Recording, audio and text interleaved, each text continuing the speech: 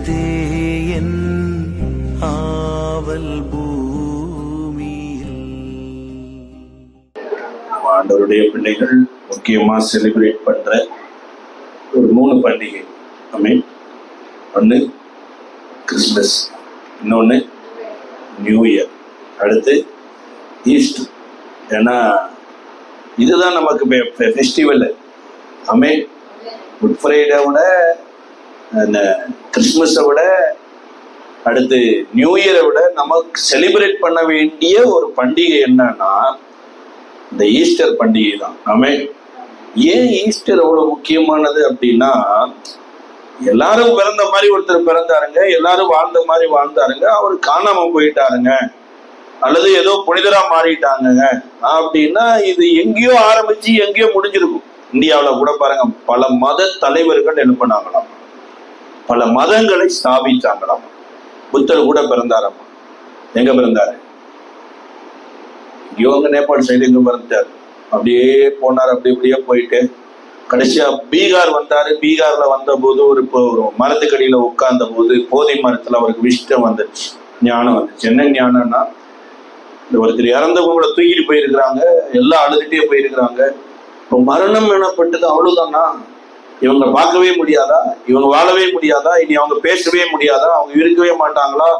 இப்போ மரணங்கிறது எப்பேற்பட்ட வலிமையானதுன்னு அதையே யோசிச்சு அவருக்கு பெரிய ஞானம் வந்தது. அவருக்கு ஞானம் வந்ததுனால அவரோடு கூட சீடர்கள் வர ஆரம்பிச்சாங்க.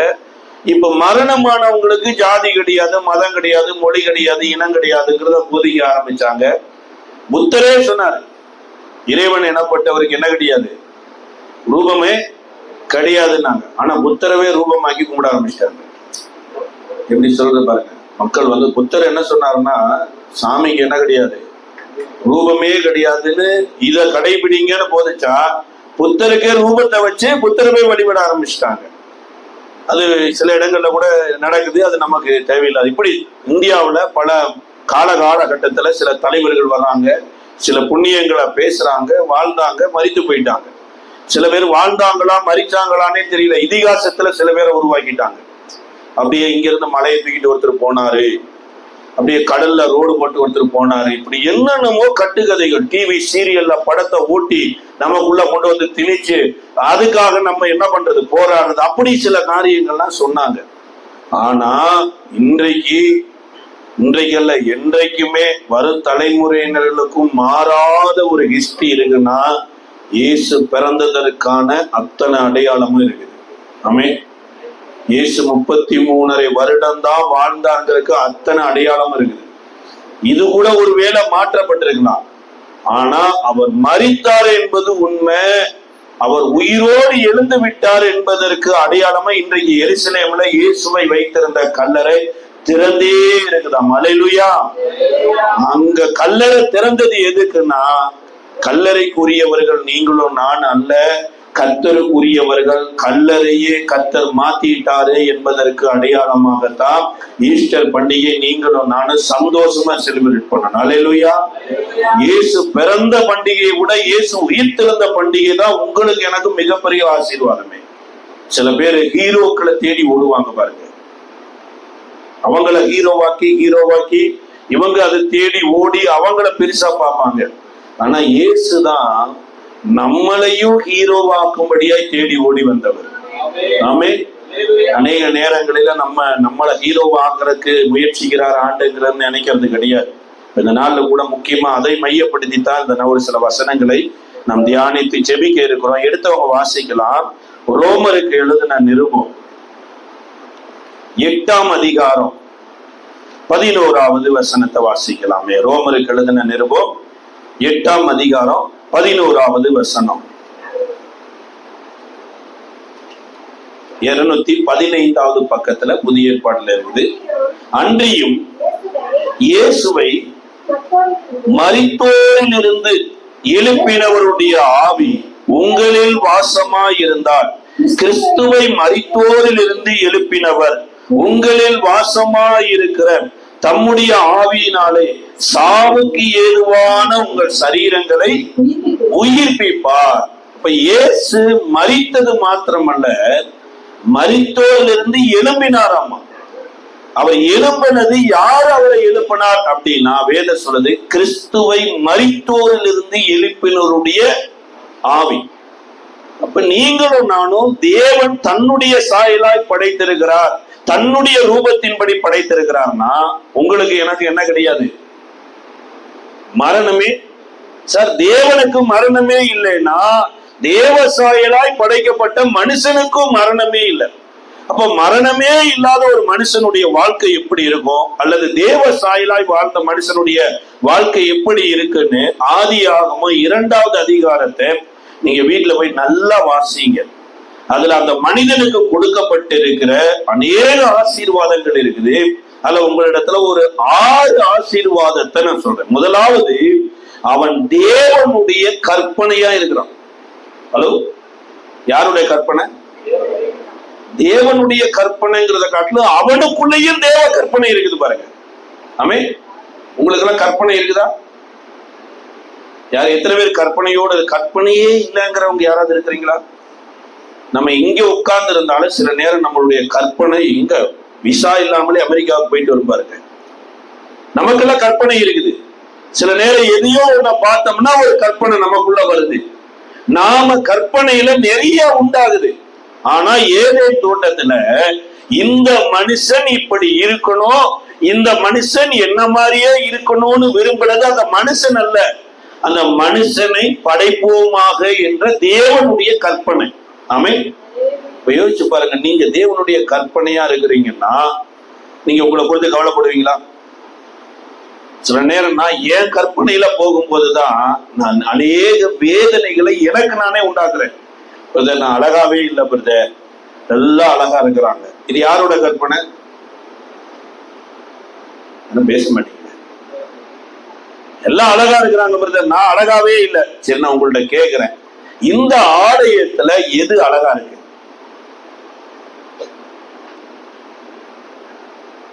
இதான் டிரான்ஸ்லேட்டர் வைக்கணும்னு நினைக்கிறேன். மலையாளத்துல என்ன, இந்த ஆலயத்துல என்ன அழகா இருக்குன்னா என்ன கேட்கணும்? அழகா இருக்குன்னு எப்படி மலையாளத்துல கேட்கறது? எந்த எந்த சாதனம் அல்லது ஏதானோ சுந்தரி அல்லது என்ன மலையாளத்துல அழகுக்கு என்னது? சுந்தரமாயினம் வரையும். அதே உங்களுக்கு செவி பணி செய்யல. கேக்குறேன், இந்த ஆலயத்துல எதுங்க அழகா இருக்குது? யாருமே பேச மாட்டேங்க. ஏமா யாராவது சொல்லுங்க. நான் உங்க வீட்டுல சொத்தெல்லாம் எழுதி வாங்க மாட்டேன். சரி, யாரோ ஒருத்தர் சொல்லுங்க, ஆண்கள் தரப்புல இந்த ஆலயத்துல எது அழகா இருக்கு? அருமையான சும்மனுக்கு லைட்டு தான் அழகா இருக்கு. சென்னையில இருந்து கார் பிடிச்சு வந்த இந்த ஒரு மனுஷன் அழகாவே தெரியல. ஜீவனை கொடுத்து சபையை நடத்துற பாஸ்டர் அழகா தெரியல. இவருக்கு லைட்டு தான் அழகா இருக்குது. சார் எல்லாமே அழகா தான் இருக்குது. ஆண்டவர் சொல்றாரு, இந்த வெளியில இருக்கிற தேயிலை பாருங்க, காட்டு புஷ்பங்களை கவனிச்சு பாருங்க, இவைகள் அனைத்தும் தேவன் படைச்சதுன்னு பாரு, அழகா மாறிடும். நம்ம கண்ணு பிரச்சனை, கண்ணு நம்ம இத போய் எது அழகா இருக்குன்னு ஃபில்டர் பண்ணி பார்த்துட்டு இருக்குது பாருங்க. ஆண்டவர் சொல்றாரு, ஃபில்டர் பண்ணாத, நீயே அழகா இருக்கிற, உன் கண்ணு அழகா இருக்குது, உன் கண்ணுக்குள்ளதான் பிரச்சனை. அப்ப கற்பனை என்ன அப்படின்னா, நான் தேவனை போல சிருஷ்டிக்கப்பட்டிருக்கிறேங்கிற அந்த ஆசீர்வாதம் எனக்கு இருந்ததுன்னா, இங்க ஆண்டவர் வந்ததுக்கு அப்புறம் யாரு படிச்சவங்க இருக்கிறாங்கன்னு நான் செலக்ட் பண்றேன் அப்படின்னு தேடுவாரா, இல்ல நான் படிச்சவங்க யாராவது இருக்கிறாங்கன்னு தேடுவாரா? ஹலோ, இல்ல அழகானவங்க இருக்கிறாங்க எங்கன்னு தேடுவாரா, இல்ல நான் படிச்சதெல்லாம் அழகா இருக்குதுன்னு தேடுவாரா? அப்ப இன்னைக்கு நமக்குள்ள இந்த கற்பனை மாறிடுச்சு. நம்ம எதையோ அழகு பார்த்துட்டு இருக்கிறோம். அந்த பையன் அப்படியே ஃபேரா இருந்தான் சார், அது அழகு. அந்த பொண்ணு அழகா ஃபேரா இருந்தா அது அழகு.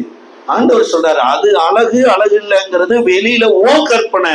தேவனுடைய கற்பனை என்னன்னா, இருதயத்துக்குள் மறைந்திருக்கிற குணாதிசயங்களே அழகு அப்படிங்கிறார். ஆமென். இப்ப கற்பனை எங்க போய் நிக்குது பாருங்க, நம்மளுடைய கற்பனை. ஃபர்ஸ்ட் தேவன் ஆதாமை சிருஷ்டித்த போது ஆதாமும் தேவனுடைய கற்பனை அல்ல, ஆதாமுக்குள்ள இருந்ததோ அவனுடைய கற்பனை அல்ல. யாருடைய கற்பனை? யாருடைய கற்பனை? தேவனுடைய கற்பனை. பெரிய ஆசீர்வாதம் பாருங்க. தேவனை போல யோசிக்கிற மனுஷன் பாருங்க எப்படி இருக்கும், யோசிச்சு பாருங்க. தேவனை போல பார்க்கிற மனுஷன் எப்படி இருப்பான், அவ்வளவு பெரிய ஆசீர்வாதம் பாருங்க. இப்ப ஃபர்ஸ்ட் காரியம், அவன் தேவனுடைய கற்பனையில உருவாக்கப்பட்டது மாத்திரமல்ல, அவன் தேவ கற்பனையை உள்வாங்கி வாழ்ந்து கொண்டு இருந்த ஒரு மனுஷன். இரண்டாவது, அந்த மனுஷனுடைய ஆவி, ஆத்மா, சரீரம், இது எதுவுமே ஒரு கரையும் இல்லாம பியூரா இருக்கு பாருங்க, சுத்தமா இருக்கு. அவன் சரீரத்தை பாத்தீங்கன்னா ஒண்ணுமே கிடையாது. சரீரத்துல என்ன இல்ல, இன்னைக்கு நான் வெள்ளை ஜிப்பா போட்டு வெள்ளை வேஷ்டி கட்டின்னு நான் நிக்கிறேன். சில பேர் கோட் சூட்டு போட்டு வந்து தேவ சமூகத்துல நிக்கிறாங்க, அவர்கிட்ட ஒண்ணுமே கிடையாது. ஆனா ஒரு கரை திரை கிடையாது பாருங்க. அதுபோல ஆத்மாவிலேயே அதே மாதிரிதான், ஆவியிலேயே அதே மாதிரிதான். தேவன் உண்டாக்கிய அந்த இடத்துல அந்த மனுஷன் அவ்வளவு சுத்தமா இருந்திருக்கிறான். ஆமே, நம்ம சுத்தமா இருக்கிறோமா யோசிச்சு பாருங்க. கந்தையானாலும் கசக்கி கட்டு அப்படிங்கிறாங்க, கூழானாலும் கொஞ்சம் கரைச்சு குடிங்கிறாங்க, ஏன்னா நல்ல டைஜஷன் ஆகணும் அப்படிங்கிறாங்க. அவ்வளவு ட்ரெஸ் போட்டாலும் எப்படி போடுங்க, நல்லா போடுங்க, நல்ல ட்ரெஸ்ஸ போடுங்க, நல்லா போடுங்க. இந்த குஷ்டரோகிகள் ட்ரெஸ் எல்லாம் போடக்கூடாது பாருங்க. பெண்களா இருக்கலாம், ஆண்களும் கூட. குஷ்டரோகிகள் ட்ரெஸ் என்ன தெரியுங்களா, சிலருக்கு கையில குஷ்டரோகம் வந்துடும். இந்த கையில குஷ்டரோகம் வந்து அந்த கொப்பளை வந்து என்ன பண்ணும், அப்படியே அந்த சலை ஒடுக்கிட்டே இருக்கும். அதனால பார்த்தாங்க, இந்த துணியில போய் என்ன பண்ணிடக்கூடாது, அந்த சலை போய் ஒட்டிடக்கூடாதுன்னு கொஞ்சம் ஸ்லீவ் ட்ரெஸ் போட்டாங்க பாருங்க. எந்த dress? Sleeve dress. Sleeve dress பார்த்துருக்கீங்க? பிள்ளைகளுக்கெல்லாம் வாங்கி கொடுக்கும்போது யோசிங்க, என் பிள்ளைய நான் குஷ்டரோகியா என்ன பண்றேன், இந்த உலகத்துக்கு அனுப்புறேன், இது மாத்திரம் தான் இருக்கும், இதுக்கப்புறம் என்ன பண்ணாது, இருக்காது. இப்போ போற ட்ரெஸ்லயே என்ன கிடையாது, இப்ப ஒரு பரிசுத்தம் இல்லாம போயிருது. ஏன் அப்படின்னா, என் பிள்ளைய பாவம் செய்வதற்கு மாத்திரமல்ல, மற்றவங்க பாவம் செய்வதற்கு என் பிள்ளைய அனுப்புறேன். வாழ்க்கையில சபைக்கு வருகிற தேவனுடைய பிள்ளைய யாரு எப்படியோ போயிட்டு போட்டோம், எனக்கு அடிபட்டி எலும்பு உடைஞ்சிச்சுன்னா எனக்கு தான் வலிக்கும், என்னை பார்க்கிறவங்களுக்கு வலிக்காது. ஆமே, ஆமேனே இல்லையா? அதே போல யாரோட பிள்ளையோ எப்படி எப்படியோ இருக்குதுங்கிற போச்சுன்னா அவங்க பிள்ளைய நான் போல என் பிள்ளைய நான் வளர்த்தணும்னு ஆசைப்பட்டேன்னா, ஒரு நாள் என் பிள்ளை கஷ்டப்படும் போது நான் தான் அழுவேன், வேற யாரும் அழமாட்டாங்க. ஆமே, இயேசு சொல்றாங்க பாருங்க, ஒரு ஸ்திரியை இச்சையோடு எண்ணத்தில் ஒரு மனுஷன் பார்க்கிறான்னா அவளோடு அவன் இருதயத்தில் பாவம் செய்யறானாமா. யோசிச்சு பாருங்க, ஒரு கஞ்சா குடிக்கிறவன் போறான் சார், நம்ம பிள்ளைகளை ஒரு ஜீன்ஸ் பேண்ட் டி ஷர்ட்டை போட்டு அப்படி நடத்தி விடுறோம், கஞ்சா குடிக்கிறவன் எப்படி பார்ப்பான்? கத்தரின் பந்தியில் வா சகோதரி, கத்தரின் பந்தியில் அப்படி பார்ப்பானா? எப்படி பார்ப்பான்? ஒரு குடிகாரன் நம்ம பிள்ளைய எப்படி பார்ப்பான்? அவன் இருதயத்துல நம்ம பிள்ளைய கெடுக்கிறான் சார். அவன் கெடுக்கிறதுக்கு நான் என் பிள்ளைய என்ன பண்றேன், அனுப்பிச்சு விடுறேன். அதனாலதான் வேதம் சொல்றது, பரிசுத்த வாட்டிகளுக்கு ஏற்ற வஸ்திரத்தை உடுத்துங்கள் அப்படிங்கிறார்.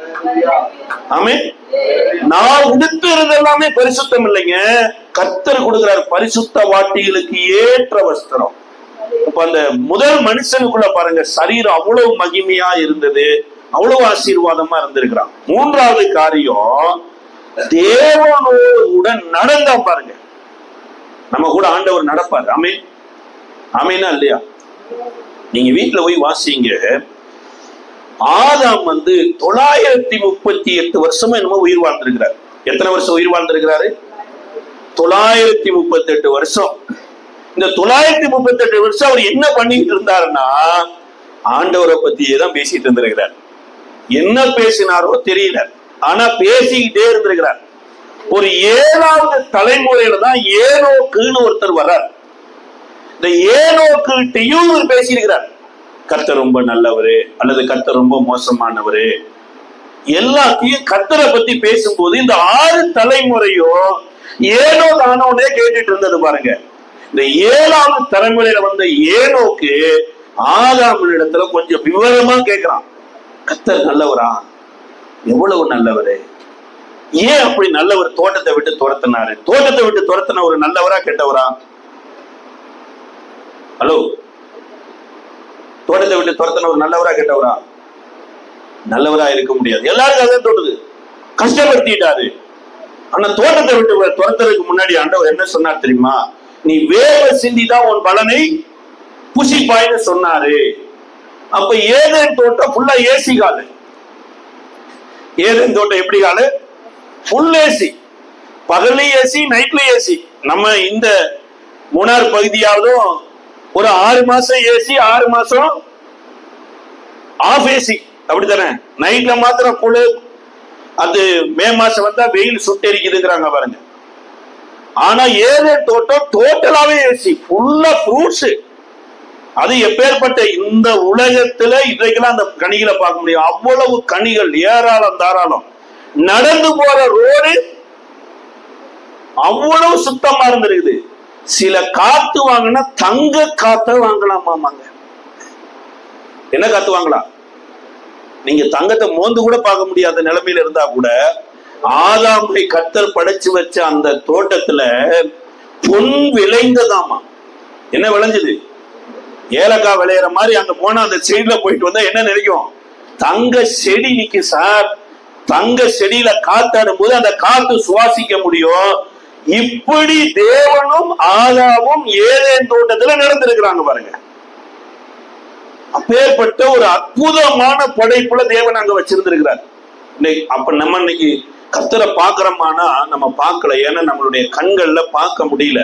ஆனா அந்த நாட்களில இந்த முதல் மனுஷன் தேவனை முகமுகமாய் பார்த்தான். நீ சொன்னா தேவன் வேற இல்ல, அவன் வேற இல்லைங்கிற அளவுக்கு அவனை படைச்சு ஆண்டவர் அப்படி உலாவி கொண்டிருந்தார். ஆமென். எவ்வளவு பெரிய ஆசீர்வாதம் பாருங்களேன்.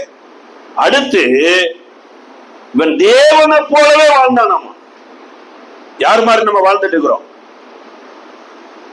அதாவது தேவன் இந்த மனுஷனை படைக்கிறதுக்கு முன்னாடி இவர் தான் ஆகாய விரிவை உண்டாக்கி சூரியன் உண்டாக கடவுது. அதுக்கு சூரியன் எல்லாம் பேர் வச்சார். இந்த மனுஷன் வர்ற வரைக்கும் பெயர் வைக்கிற வேலையெல்லாம் யாரு வச்சிட்டு இருந்தா? அவர் வச்சிட்டு இருந்தார். இந்த மனுஷன் வந்த உடனே பெயர் வைக்கிற வேலையெல்லாம் அவனுக்கு கொடுத்துட்டார். இப்ப யார் வேலை யார் செஞ்சிட்டு இருக்கிறான்? யார் வேலை யார் செஞ்சிட்டு இருக்கிறான்? தேவன் செய்யற வேலையை தேவ சாயலாய் படைக்கப்பட்ட மனுஷனை கொடுத்ததுக்கு அப்புறம் ஜீவ ஜந்துகளை எல்லாம் போட்டு வந்து மனுஷனிடத்துல உடைய வயல என்ன பெயரிடுவான் என்று பார்க்கலான போது அவர் என்ன பெயர் வைக்கணும்னு நினைச்சாரோ எல்லா பேரும் யார் வைக்கிறான்? இப்ப இங்க சபையில பாஸ்டர் ஒண்ணு செய்யலான்னு நினைக்கிறாரு. அதுக்கு நீங்க செஞ்சீங்கன்னா எப்படி இருக்கும் பாஸ்டருக்கு? ஹலோ, ஒன்னும் சொல்ல மாட்டீங்கன்னு சொல்றாரு. பாஸ்டர் சொல்றாரு, இந்த வருஷம் குட் ஃப்ரைடே ஈஸ்டருக்கு ஒரு ஸ்பெஷல் மீட்டிங் வைக்கலாம்னு நினைக்கிறேன் அப்படின்னு இவர் யோசிச்சுட்டு இருந்தா சபையார் வந்து ஐயா ஒரு விசேஷ 3 நாள் கூட்ட வச்சோம்னா ஒரு நல்லா இருக்கும்னா அவர் மனசு எப்படி இருக்கும்? நம்ம ஜெபாரையில யோசிக்கிறோம், சபையார் என்ன பண்றாங்க அதை செயல்படுத்தி வர்றாங்கன்னா அவருக்கு இறுதி எப்படி இருக்கும் யோசிச்சு பாருங்க. அதே போலதான் தேவன் என்ன செய்யலாம், இதுக்கு என்ன பெயர் வைக்கலாம்னு யோசிச்சுட்டு இருந்தா இவன்கிட்ட கொடுத்த உடனே அவரு என்ன பெயர் வைக்கணும்னு நினைச்சாரோ அதே பேரை இவனை வச்ச உடனே தேவன் பார்த்தாரு, எல்லாம் நல்லதுன்னு சொல்லிட்டாராம். அல்லேலூயா. எப்படி வாழ்க்கை யோசிச்சு பாருங்க. கடவுள் யோசிக்கிற மாதிரி நான் யோசிச்சிட்டேன்னா, கடவுள் பேசுற மாதிரி நான் பேசிட்டேன்னா, கடவுளுடைய இறுதியும் ஒன்றா இருந்ததுன்னா வாழ்க்கை எப்படி இருக்கும் கொஞ்சம் யோசிச்சு பாருங்க. அந்த வாழ்க்கையில தான் மனுஷன் இருந்திருக்கிறான், கடவுளோடு கூட நடந்திருக்கிறான், கடவுள் செஞ்ச வேலையை செய்திருக்கிறான். அடுத்து கடவுளை கற்றுக் கொடுக்க வேண்டிய இடத்துல அவனை கொண்டு வச்சிட்டான். அங்கதான் மிஸ் பண்ணிட்டான். எங்க மிஸ் பண்ணிட்டான்?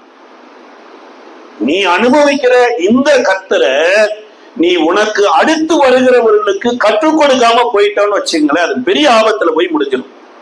அதை தீமோத்தேயுக்கு பவுல் எழுதும்போது எழுதுறாரு, வாசிங்களே. 1 தீமோத்தேயுவின் புஸ்தகம் 2வது அதிகாரத்தினுடைய 11ல இருந்து 14 வரைக்கும் தன்னாலே உருவாக்கப்பட்டு இருக்கிற தன்னுடைய உடன் ஊழியக்காரருக்கு இந்த பவுல் அற்புதமா வழி நடத்துறார். என்ன சொல்லி கொடுக்கிறார் வாசிக்கலாம். 1 தீமோத்தேயு 2வது அதிகாரத்தில் 11ல இருந்து 14 வரைக்கும் வாசிக்கலாமே. ஸ்திரியானவள் எல்லாவற்றிலும் அடக்கம் உடையவளாயிருந்து அமைதியாய், இது பெண்ணை மாத்திரம் குறிக்கிறது இல்ல, சபையை குறிக்குது. ஹலோ, யார குறிக்குது? சபையை குறிக்குது. ஒரு சபை நல்லா கற்றுக்கொள்ளணுமாமா. அது யாரிடத்துல கற்றுக்கொள்ளணும் அதுதான் முக்கியம். கீழே வாசிங்களே. உபதேசம் பண்ணவோ, புருஷன் மேல் அதிகாரம் செலுத்தவோ, மனைவியானவளுக்கு நான் அதிகாரம் கொடுக்கிறது இல்ல, அமைதியா இருக்க வேண்டும். ஏனெனில் முதலாவது ஆதாம் உருவாக்கப்பட்டா, பின்புதான் ஏவாள் உருவாக்கப்பட்டா. மேலும் ஆதாம் வஞ்சிக்கப்படவில்லை, ஸ்திரியானவளே வஞ்சிக்கப்பட்டு மீறுதலுக்கு உட்பட்டாள். இதை எதை சொல்றாருன்னா, ஆதாமை இயேசுவுக்கு அடையாளமாகவோ, சபையாகிய உங்களை என்னையும் ஏவாளுக்கு அடையாளமாகவோ பவுல் சொல்றார்.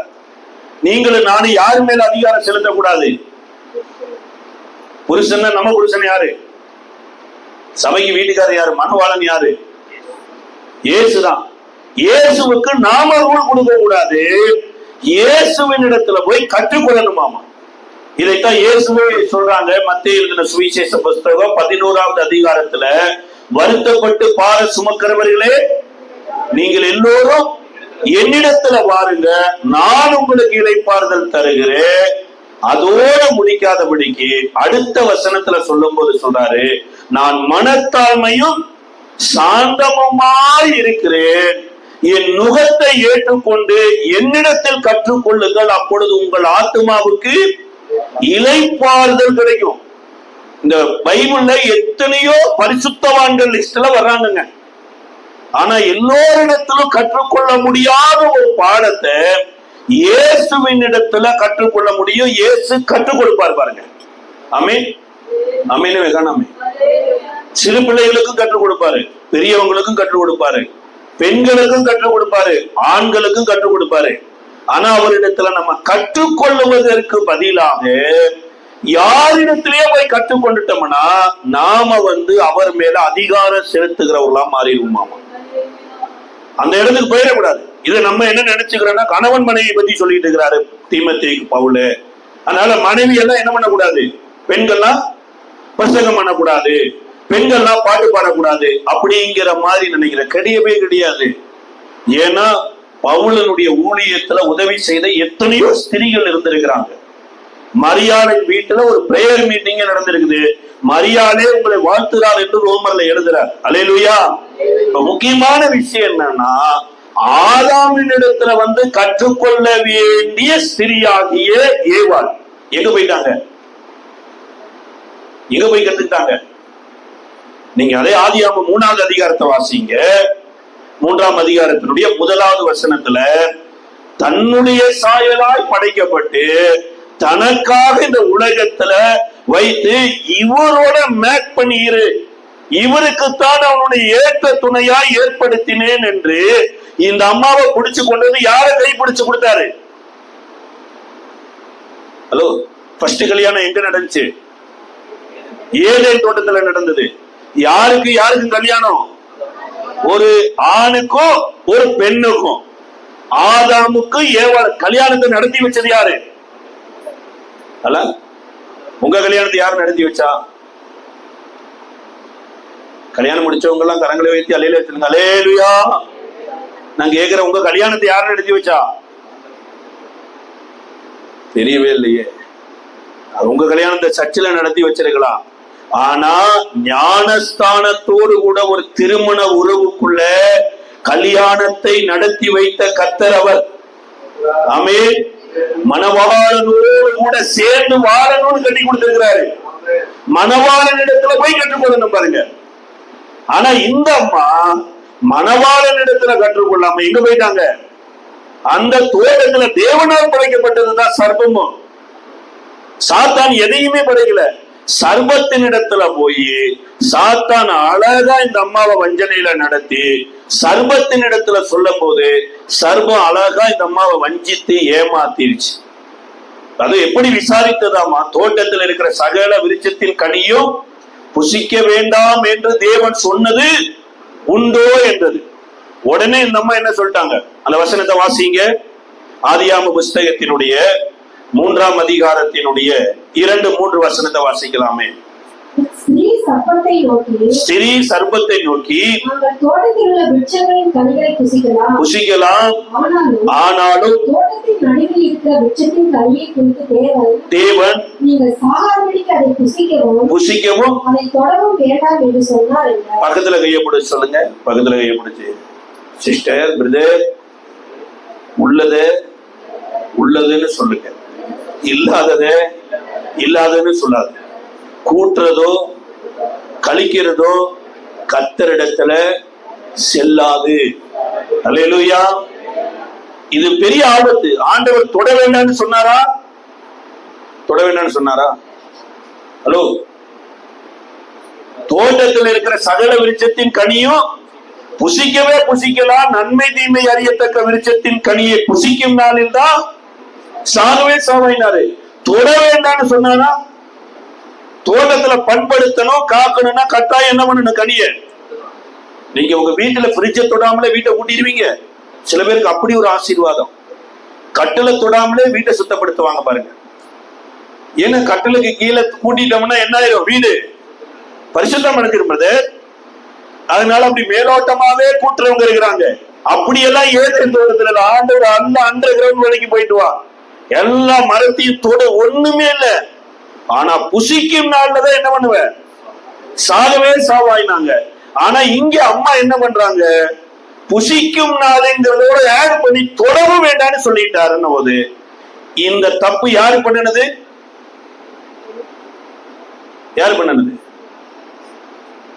இந்த தப்பு யாரு பண்ணினது? அம்மா பண்ணாங்களா, ஐயா பண்ணாரா? அம்மா ஏன் பண்ணாங்க? ஒருவேளை பிள்ளைய படிக்கலாம், வெளியூருக்கு போலாம், ஒரு ஹாஸ்டல்ல 2 பிள்ளைங்க தங்குறாங்கன்னு வைங்கள, இந்த ரூமெண்ட் ஒரு கத்தறியாத ஒரு பிள்ளை ரூமெண்டா இருந்தாங்கன்னா அந்த பிள்ளையுடைய கற்பனை ஓடிட்டே இருக்கும் பாருங்க. அது ஒரு நெருப்புல வரக்கூடிய அனல் மாதிரி. ஏதோ காதல்ல விழுந்துட்டானா மணிக்கணக்கில் போனை பிடிச்சி தொங்கிட்டு இருந்தான்னா, நம்ம சபைக்கு போற பிள்ளைக்கு என்ன பண்ணுவோம்? அது மேல ஒரு இழுப்பு இருக்கும் பாருங்க. நமக்கு ஒரு பாய் ஃப்ரெண்ட் இருந்தா என்ன? ஹலோ, அல்லது நமக்கு ஒரு கேர்ள் ஃப்ரெண்ட் இருந்தா என்ன? நாமளும் தான் இப்படி இருந்தா என்ன? ஏன் அப்படின்னா, சாத்தானுடைய சத்தத்தை கேட்டா சாத்தானின் சுபாவம் கட்டாயம் வரும். அல்லேலூயா. நீங்க சாத்தானோட போய் வேலை செய்ய வேண்டியது இல்லைங்க. சாத்தானுடைய சத்தத்தை கேட்ட, எப்படி கர்த்தருடைய சத்தத்தை கேட்டா கர்த்தருடைய சுபாவம் வருதோ, அதுபோல சாத்தானின் சத்தத்தை கேட்டாலும் சாத்தானுடைய சுபாவம் வரும். முதல்ல சுபாவத்துல மாற்றம் வந்துருச்சுனாலே அடுத்து ஜீவியமே மாறிடும். முதல்ல பொய் கனிய புசிச்சதுக்கு அப்புறம் வரல, பொய் பேசுறதுக்கு அப்புறம் தான் கனிய புசிக்கக்கூடிய சூழ்நிலை வந்தது. ஆமென். இதுக்கப்புறம் வேதம் சொல்லுது பாருங்க, சாத்தான் அந்த அம்மாவை அழகா வலைக்குள்ள போட்டு, இதை புசிக்கும் நாள்ல நீங்க எப்படி மாறிடுவீங்க? தேவர்களை போல மாறிடுவீங்க. நீங்க தேவர்களை போல மாறணுமா, தேவனை போல மாறணுமா? ஹலோ பிரதர்ஸ், தேவர்கள் யாரு, தேவன் யாரு? இந்த உலகத்துல அநேக தேவர்கள் இருக்கிறாங்கன்னு சொல்றாங்க, ஆனா ஒரே ஒருத்தர் தான் தேவன். அல்லேலூயா. என்னை படைத்தவர் தான் தேவனை தவிர நான் படைத்தது தேவன் அல்ல. ஆமென். என்னை சுமக்கிறவர் தான் தேவன் தவிர நான் சுமக்கிறவர் தேவன் அல்ல. எனக்காக பலியானவர் தான் தேவனே அல்ல, என்னை பலியாக்குறவர் தேவன் அல்ல. இந்த அறிவு எங்க இருந்து வரலன்னா சர்பத்தின் இடத்துல இருந்து வரல. இந்த அறிவை எங்க வச்சிருக்கிறாரு? அந்த சொல்லிக்கால ஏற்ற துணையாகிய ஆதாமுக்குள்ளதான் வச்சிருந்தாரு. இந்த அம்மா ஆதாமின் இடத்துல போய் ஏதேன் தோட்டம் எப்படிப்பட்டது, ஏதேன் தோட்டத்துல நம்மளுடைய பங்களிப்பு எப்படிப்பட்டது, ஏதேன் தோட்டத்துல நாம என்ன இமேஜ்ல படைக்கப்பட்டிருக்கிறோம்னு ஆதாமிட்ட கற்றுக்கொள்றதுக்கு பல்லாம தேவ ஆவி இல்லாத சர்பத்தின் இடத்துல போய் கற்றுக்கொண்டதுனால இந்த சர்பம் அவங்கள வஞ்சித்தது. கனிய புசிச்சாங்க, கணவனுக்கும் கொடுத்ததுக்கு அப்புறம் இப்ப தேவ சாயலா இருந்தவர்கள் தேவர்களின் சாயலாகவும் இல்ல, அவர்கள் பிசாசின் சாயலாக மாறிவிட்டாங்க. ஆமென். இந்த சபை உங்களை இயேசுவின் சாயலாய் மாற்றிட்டு இருக்குதுன்னு விசுவாசிக்கிறவங்க எத்தனை பேர்? அல்லேலூயா. பழைய பாடல் கூட ஒரு பாடல் இருக்கு, பரிசுத்தவான்கள் பாடினாங்க பாருங்க. தேவ சாயலாக மாறி தேவனோடிருப்பே, நானும் தேவனோடிருப்பே. தேவ சாயலாக மாறி தேவனோடிருப்பே, நானும் தேவனோடிருப்பே. அந்த நாளும் நெருங்கிடுதே, அதிவிரைவாய் நிறைவேறுதே. அந்த நாளும் நெருங்கிடுதே, அதிவிரைவாய் நிறைவேறுதே. மண்ணின் சாயலை நாம் கலைந்தே தினம் விண்ணவ சாயல் அடைவோம். தேவ சாயலாக மாறி தேவனோடிருப்பே, நானும் தேவனோடிருப்பே. அல்லேலூயா. தேவ சாயலா மாற போறோம், ஆண்டவரை போல மாற போறேங்கிறத அந்த பக்தர்கள் எழுதின பாடல். அல்லேலூயா. இப்ப டோட்டலா யாரு சாயலா மாறியாச்சு, எல்லாமே போயிடுச்சு. இப்ப தேவனோடு நடக்க முடியாது, தேவனை போல சிந்திக்க முடியாது, தேவனை போல பேச முடியாது. எல்லாம் கொலாபரேஷன் ஆனதுக்கு அப்புறம் அங்க இருந்துதான் பூமிக்கு மனுஷனை துரத்தலி. ஆண்டவர் சொல்றாரு, வேர்வை சிந்திதான் உன் பலனை புசிக்கணும்னா, இப்ப வேர்வை சிந்துற ஒரு உலகத்தை ஆண்டவர் என்ன பண்றாராமா, இந்த மனுஷனுக்காக உருவாக்கி அவன் அனுப்பினாராமா. கஷ்டப்படணுங்கிற ஒரு வாழ்க்கைக்குள்ள கர்த்தர் கொண்டு போய் தள்ளணும்னு நினைக்கலைங்க. நீங்களும் நானும் கஷ்டப்படணும்னு தான் சாத்தான் பலவிதமான கண்ணிகளை விரிச்சுக்கிட்டே இருக்கிறான். அந்த வஞ்சகத்துல போய் சிக்கப்பட்ட கூடாது. இயேசுவே சொல்றாரு, யோவான் 10ஆம் அதிகாரம் 10வது வசனத்தை வாசிச்சு பார்த்தீங்கன்னா, திருடனுக்குன்னு ஒரு ஜாப் இருக்குது. ஒரு மெக்கானிக் ஒரு வேலை இருக்குது தெரியுங்களா? மெக்கானிக் என்ன பண்ணுவாரு, வண்டிய ஹலோ இங்க இருக்கு 10வது வசனத்தை வாசிக்கிறதுக்கு முன்னாடி இங்கே பாருங்க, மெக்கானிக் வண்டி என்ன பண்ணுவாரு, ரிப்பேர் பண்ணுவார். நாங்க கேட்கிற ரிப்பேர் பண்ணுவாரா சரி பண்ணுவாரா? நம்ம என்ன மெக்கானிக் கூட வண்டி ரிப்பேர் பண்ணிடுவாருங்க, வண்டியை ரிப்பேர் பண்ண மாட்டாரு. வண்டி என்ன பண்ணுவாரு, சரி பண்ணுவாரு. அவ்வளவு திருடனிடத்துல போன திருடன் என்ன பண்ணுவான், நல்லா திருடுவான். அடுத்து திருடன் என்ன பண்ணுவான், திருடுறதுக்கு தடை பண்றவங்களை என்ன பண்ணிடுவான். இந்த பைக்ல செயின் பறிக்கிறவங்க எல்லாம் பார்த்துருக்கிறீங்க. இந்த அப்பப்ப அது ஏதோ ஒரு மொபைல் போன்ல வரும், அவன் அந்த அம்மாவை அசந்த நேரத்துல பறிக்கணும்னு நினைப்பான். ஆனா மீறி அந்த அம்மா என்ன பண்ணுது, தடுக்க வருதுன்னா அந்த அம்மாவை அடிச்சு தள்ளி விட்டுட்டு, நீ செத்தா என்ன குலைச்சால் எனக்கு என்ன தேவை, செயின் தேவைன்னு சொல்லி செயினை பொறுக்கி கீழே தள்ளி விட்டு போயிருவான். திருடனுடைய வேலை திருடவும் கொல்லவும் அழிக்கவுமே வருகிறான். சாத்தானுடைய வேலையே இதுதான். ஏதேன் தோட்டத்துல இருந்து வெளியில துரத்தணும், நான் எனக்கு கிடைக்காத அந்த மகிமை சந்தோஷம் எவனுக்கும் கிடைக்க கூடாதுன்னு மனித இனத்தையே வெளியில தள்ளினதுக்கு அப்புறம் இப்ப அந்த கஷ்டப்படுகிற உலகத்துக்கு கர்த்தர் சந்தோஷத்தோடு அனுப்பல. வேதம் சொல்லுதுங்க, ஏதேன் தோட்டத்துக்குள்ள யாருமே போகாதபடி சுடரொளி பட்டயத்தை வச்சு மறைத்து விட்டு மனுஷ இனத்தை வெளியில அனுப்புனதுக்கு அப்புறம் இந்த வெளியில வந்து பிறந்தவங்க தான் எல்லா மனிதர்களுமே. இப்ப எல்லாருக்குள்ள என்ன கேரக்டர் இருக்குது, நம்ம கண்ணாடியில பார்க்கும்போது பெண் சாயல் தெரியுது, ஆண் சாயல் தெரியுது. ஆனா எல்லாருக்குள்ளேயும் சாத்தானுடைய சுபாவங்கள் இருதயத்துல மறைஞ்சிருக்கு. ஆமே. அதனாலதான் இயேசு சொல்றாரு, திருடனுடைய திட்டத்தை அல்ல, அவைகளுக்கு நான் ஜீவன் உண்டாயிருக்கவும் பரிபூரணப்படவும் வேண்டும் என்று விரும்புகிறேன் அப்படின்னா. இப்ப இந்த மனிதனுக்கு ஜீவனை கொடுக்கணும், இந்த மனிதனை இழந்து போன தேவ சாயலுக்கு கொண்டு வரணுங்கிறதற்காகவே தான் மனித ரூபம் எடுத்து இயேசு என்ற நாமத்துல இந்த பூமிக்கு வந்தாராமா. அதுல பவுல் ஒரு இடத்துல எழுதும்போது தேவ பக்தியின் ரகசியம் மகா பெரியதுங்கிறார். தேவ பக்தியின் ரகசியம் என்னது? ஹலோ, மகா பெரியதுன்னு 40 நாள் விரதம் இருக்கிறதா, 40 நாள் கறி மீன் சாப்பிடாம இருக்கிறதா, அல்லது 40 நாள் இந்த 40 நாள் பக்தியில எல்லாத்தையும் சாமி சாமி, சட்டியும் சாமி, கரண்டியும் சாமி, வண்டியும் சாமி, திருடனும் சாமி, போலீஸும் சாமி, எல்லாம் சாமி சாமின்னு சொல்றதுதான் பக்தியா? பக்தின்னு என்ன சொல்றார்? தேவ பக்தியின் ரகசியம் மகா மேன்மையுள்ளது. தேவன் மாம்சத்தில் வெளிப்பட்டார். ஹலோ, எப்படி வெளிப்பட்டாராமாங்க?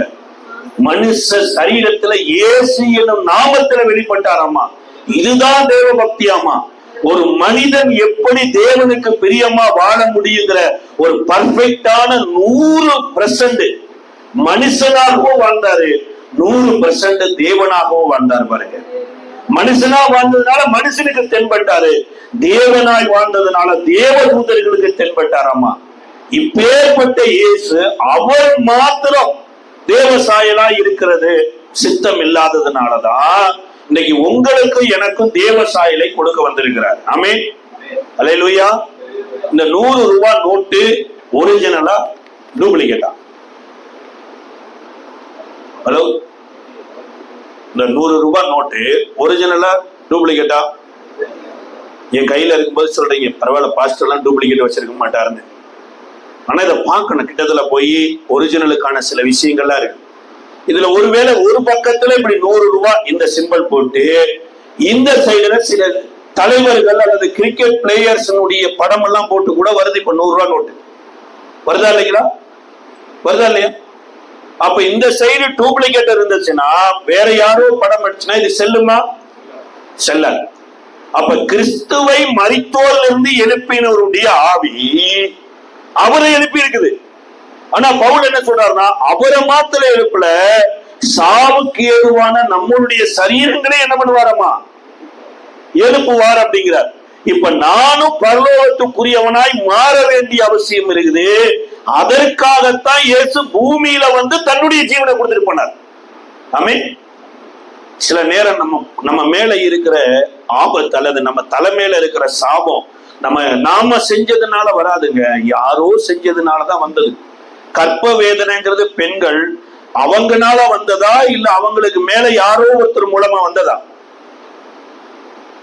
அம்மா பண்ணன தப்புதான், கர்த்தர் அந்த அம்மாவுக்கு தண்டனையை கொடுத்தாரு. கற்ப வேதனை பற்றி நீ என்ன பண்ணுவ? பிள்ளை பெறுவான்னாரு. அதுபோல ஆண்கள் வேர்வை சிந்தி பலனை புசிக்கிறங்கிறது நாம பண்ணின தப்புனாலே வேர்வை சிந்தி பலனை புசிக்கிறேன்னா இல்ல, ஆதாம் செஞ்ச தப்பு தலைமுறைக்கு வருது. வேதத்துல கூட ஒரு நல்ல ஒரு சம்பவம் இருக்குதுங்க. 1 சாமுவேலின் புஸ்தகத்துல நீங்க 1ஆம் அதிகாரம், 1 சாமுவேலின் புஸ்தகம் 1ஆம் அதிகாரத்தினுடைய 3ல இருந்தே வாசிச்சீங்கன்னா அங்க வேதம் சொல்லப்பட்டு இருக்குது. வாசிக்கலாமே? 1 சாமுவேலின் புஸ்தகம் 1ஆம் அதிகாரம் 3ல இருந்து வாசிங்களே. மனிதன் சீலோவிலே சேனைகளின் கர்த்தரை பணிந்து கொள்ளவும் அவருக்கு வருடந்தோறும் தன் ஊரிலிருந்து போய் வருவான். அங்கே ஏலின் 2 குமாரராகிய ஓப்னியும் பினெகாசும். இல்ல, 2வது வசனத்தை வாசி. அவனுக்கு 2 மனைவிகள் இருந்தார்கள். ஒருத்தியின் பேர் அன்னாள், மற்றவரின் பேர் பெனினாள். பெனினாளுக்கு பிள்ளைகள் இருந்தார்கள், அன்னாளுக்கோ பிள்ளைகள் இல்லை. ஒரே சர்ச்சைக்கு வர்றாங்க. பெனினாள் எனப்பட்ட ஒருத்தருக்கு பிள்ளைகள் இருக்குது, அன்னாள் எனப்பட்டவங்களுக்கு என்ன கிடையாது? பிள்ளைகள் கிடையாது. யார் இந்த குடும்பம்? இந்த குடும்பத்தினுடைய பேக்ரவுண்ட் என்ன? திடீர் என்று சொல்லி இந்த குடும்பத்தை பைபிள்ல எழுதி வச்சு இதை ஏன் தேவன் நீங்களும் நானும் வாசிக்கணும்னு வைத்தாலும் கொஞ்சம் கொஸ்டினோட படிக்கணும் பாருங்க. ஆமென். நம்ம என்ன நினைச்சுக்கிறோம்? அன்னாள் ஜெபம் பண்ணினாங்க, அன்னாளின் ஜெபத்தை கேட்டு கர்த்தர் என்ன பண்ணிட்டாரு? ஒரு சாமுவேலை கொடுத்துட்டாரு. அதே போல நானும் அன்னாளை போல ஜெபிக்கிறேன் என்று சொல்லி சில பேர் அன்னாள்னே பேர் வச்சுக்குவாங்க.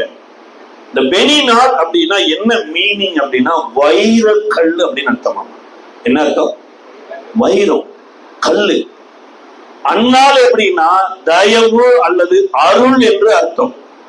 நம்ம தெலுங்குல ஒரு ககாவத்து இருக்குது. ககாவத்து மீன்ஸ் அப்படின்னா ஒரு பழமொழி இருக்குது, பேரு பெத்து பேரு ஒத்து லேதாமா. என்ன மீனிங்? பேரு பெத்து பேரு ஒத்து, அது மீனிங் என்ன சொல்ல வர்றாருன்னா, ஒரு பேரு வந்து ஐஸ்வர்யா அந்த பொண்ணு பேரு. ஆனா ஒவ்வொரு நாளும் அந்த அம்மா எங்க போயிட்டு இருக்கிறாங்க? வீட்டு வேலைக்கு போயிட்டு இருக்கிறாங்க. அந்த ஐயா பேரு ஆரோக்கியதாஸ். ஆனா அவர் என்ன பண்ணிட்டு இருக்கிறாரு? ஒவ்வொரு நாளும் ஆஸ்பத்திரிக்கு போயிட்டு இருக்கிறார். அதுபோல பேரு அருள் அல்லது தேவ தயவு, ஆனா அருளும் இல்ல தேவ தயவும் இல்ல. பிள்ளையே இல்ல. இப்ப பிள்ளையே இல்லாத அண்ணால ஊண்டிங் பண்ணி இந்த வயிறம் குத்திக்கிட்டே இருக்குது. அவங்க கணவனாருடைய பெயர் என்னன்னா சிருஷ்டிகர்னு அர்த்தமாமா. அவங்க வீட்டுக்கார பேர் என்ன? சிருஷ்டிகர். எல்கானா அப்படின்னா படைப்பாளி என்ற அர்த்தம். ஒரு குடும்பத்துல 3 பேர் வந்திருக்கு பாருங்க. ஒண்ணு குத்தி கிழிக்கிறவங்க, இன்னொன்னு அருள், இன்னொன்னு படைப்பாளி. இந்த இருதயத்துல இருக்கிற இந்த குடும்பத்துல இந்த அம்மா என்னதான் அழுது ஜெபம் பண்ணினாலும் பிள்ளை என்ன பண்ணல, பிறக்கவே இல்லை. அல்லேலூயா. இப்ப இதுக்கு காரணம் என்ன தெரியுங்களா? வேதம் சொல்லுதுங்க, இவங்க எந்த கோத்திரத்தை சேர்ந்தவங்க அப்படின்னா, 1 நாளாகம புஸ்தகம் 6வது அதிகாரத்தினுடைய 1வது வசனத்தை வாசிங்களே. 1 நாளாகமம் 6ஆம் அதிகாரத்தினுடைய 1வது வசனத்தை வாசிங்க. லேவியின் குமாரர் கெர்சோன், கோகாத், மெராரி என்பவர்கள். கோகாத்தின் குமாரர் அம்ராம், இத்சார், எபிரோன், ஊதியேல் என்பவர்கள். அம்ராமின் பிள்ளைகள் ஆரோன், மோசே. ஓகே, இப்ப ஆரோன், மோசே, மிரியாம் எல்லாம் வராங்க பாருங்க. இது எந்த கோத்திரத்தை பத்தி எழுதி இருக்குது? நல்லா கவனிங்க. லேவி கோத்திரத்தை சேர்ந்தவர்கள். இந்த லேவி கோத்திரத்துல இந்த எல்கானாவினுடைய அந்த வீடு, ஏதாவது அவங்க சந்ததி யார் அப்படின்னு 22வது வசனத்தை வாசிங்க. கோகாத்தின் சந்ததியார் அமினதாப், கோராகு. நல்லா லிசா, நல்லா கவனிங்க. இந்த கோராகு யாருன்னு தெரியுமா? கோராகு யாருன்னு தெரியுமா சார்? ஆசாரிய ஊழியத்திற்கு உங்களை தான் கர்த்தர் அழைச்சாரையா, எங்களை அழைக்கல என்று மோசேயோடும் ஆரோனோடும் வாக்குவாதம் பண்ணி உயிரோட பூமி புலந்து உயிரோடையே போனவங்க தான் இந்த கோராகின் கூட்டம். புரியுதுங்களா? இந்த சண்டை போட்டது யாரு? இவங்க முற்பிதாக்களாகிய கோராகு தான் மோசேயோடும் ஆரோனோடு சண்டை போட்டு உயிரோட பூமி புலந்து உள்ள போனவங்க. இந்த கோராகின் வம்சத்துல வந்தவர் தான் இந்த எல்கானா. அதையும் நீங்க வாசிருங்களே. கீழே 26 நினைக்கிறேன், வாசிக்கலாம். 6ஆம் அதிகாரம் 26 வாசிங்க. இவன் குமாரன் எல்கானா, இவன் குமாரன் எலியாசா, இவன் குமாரன் ஆசேர், இவன் குமாரன். அது கீழே வாசிச்சுவாங்க. இவன் குமாரன் நாகார், இவன் குமாரன் ஊரியேல், இவன் குமாரன் உசியா. 27 படிங்களே. இவன் குமாரன் எலியா, இவன் குமாரன் எலியாப், இவன் குமாரன் யெரோகாம், இவன் குமாரன் எல்கானா, இவன் குமாரன் எல்கானா. அதோடு நிறுத்திக்கலாம். எல்கானா எங்க இருந்து வராரு? ஹலோ, கோராகி வம்சத்துல வராரு, லேவி கோத்திரத்துல வராரு. லேவியர்களுக்குன்னு ஒரு ஆசீர்வாதம் இருக்குது. அதை நோட் பண்ணி வச்சுங்க, வீட்டுல போய் படிங்க. என்ன ஆசீர்வாதம் அப்படின்னா, உபாகமம் 10ஆம் அதிகாரம் 9வது வசனத்திலையோ, 14ஆம் அதிகாரம் 27வது வசனத்திலையோ, என்னாகமம் 18ஆம் அதிகாரம் 28வது வசனத்திலையோ, லேவியர்களுக்கு தேசத்துல ஒரு காணியாட்சி நிலமும் கொடுக்க கூடாது, இடமே கிடையாது. ஏன்னா 12 கோத்திரத்துல ஒரு கோத்திரம் வந்து கர்த்தருக்கென்று வேறு பிரிக்கப்பட்டவங்க, கர்த்தரே அவருடைய பங்கா இருக்கிறபடினால லேவியர்களுக்கு தேசத்துல என்ன கிடையாது, ஒண்ணுமே கிடையாது. ஆனா லேவியர்களை தவிர வேறு யாரும் ஆசாரிப்பு கூடாரத்துக்குள்ள இருக்கிறத எடுக்க கூடாது. ஆசாரிப்பு கூடாரத்துல வருகிற காணிக்கைகள், தசம பாகங்கள் எல்லாம் யாருடையது? லேவி கோத்திரத்துக்கு சேர்ந்தது. இப்ப என்ன நடந்துருச்சு அப்படின்னா, கோராகு பண்ணின தப்புனால கோராகினுடைய பிள்ளைகள் ரிஜெக்ட் பண்ணப்பட்டுட்டாங்க. எதுல ரிஜெக்ட் பண்ணப்பட்டாங்க? ஆசாரிய பணிகள்ல, ஆசாரிப்பு கூடாரத்துல வேலை செய்கிற காரியங்களிலிருந்து அவர்கள் தள்ளப்பட்டுட்டாங்க. இது தலைமுறையா தொடர்ந்து கொண்டிருக்குது. அதனால எல்கானா பாக்குறாரு, நமக்கு தான் ஆசாரிய ஊழியம் இல்ல, நம்ம எப்படி வேணாலும் என்ன பண்ணிக்கலாம், வாழ்ந்துக்கலாம். ஆசாரியனுக்கு ஒரு விதிமுறை இருக்குது. ஒரே மனைவிக்கு புருஷனா இருக்கணும். எத்தனை மனைவிக்கு? ஒரே மனைவிக்கு. கண்காணிப்பை விரும்புகிறவன் நல்ல வேலையை செய்கிறான், அவன் பிள்ளைகளை ஒழுக்கத்தோடு நடத்துகிறான், ஒரே மனைவி புருஷனா இருக்கணும்னு பின்னாட்கள தீமோத்தேயுக்கு பவுல் எழுதும் போது எழுதுறார். ஊழியம் இல்லைன்னா நம்ம என்ன பண்ணிக்கலாம், எதுக்கு ஒழுக்கமா வாழணும்னு. அவர் ஒரு மனைவிக்கு எத்தனை மனைவி கட்டிட்டாரு? 2 மனைவி கட்டிட்டார். இப்ப அண்ணாளுடைய நிலைமைய பாருங்க. ஒண்ணு, யாரோ செஞ்ச காரியத்தினத்தமா ஆசாரிப்பு கூடாரத்துல இருந்து வரக்கூடிய பலிகள் எனக்கு வரதில்லை. இரண்டாவது, கர்த்தரே பிரமாணத்தை ஏற்படுத்தினால உலகத்தானை போல வாழ முடியாதபடிக்கு தேசத்திலேயே எனக்கு ஒரு பங்குமே இல்லை. சரி, கட்டின கணவனாவது உத்தமனா வாழ்ந்திருப்பானா, அவர் 2 பண்ணி கட்டிட்டாரு. இப்பேற்பட்ட நிலைமையில இருக்கிற என் வாழ்க்கை எப்படி ஆசீர்வாதமா இருக்கும்? சொல்லப்பட்டிருக்குது, ஆதாம் செஞ்ச தப்பு இன்னைக்கு நம்ம எல்லாம் பாடுபடுற மாதிரி அங்க கோராகு பண்ணின தப்பு இங்க எல்கானா வீடு வரைக்கும் போராட்டம். இந்த போராட்டத்தின் நடுவுல தான் அன்னாள் ஜெபம் பண்றாங்க. என்ன ஜெபம் பண்றாங்க அப்படின்னா, அந்த ஜெபத்தை குறித்து சொல்லப்பட்டிருக்கு. வாசிக்கிற 1 சாமுவேலின் புஸ்தகத்தினுடைய 1வது அதிகாரத்தின் 1 சாமுவேல் 1வது அதிகாரத்துல 11வது வசனத்தை வாசிங்களே. சேனைகளின் கர்த்தாவே, தேவரீர் உம்முடைய அடியாளின் சிறுமையை கண்ணோக்கி பார்த்து உம்முடைய அடியாளை மறவாமல் நினைத்தருளி உமது அடியாளுக்கு ஒரு ஆண் பிள்ளையை கொடுத்தாள். எத்தனை அடியாள்? பக்கத்துல கையை பிடிச்சு சொல்லுங்க. பக்கத்துல கையை பிடிச்சு சொல்லுங்க. ஹலோ, நீங்க யாருடைய அடியாள்? தேவனுடைய அடியாளா, சாபத்தின் அடியாளா?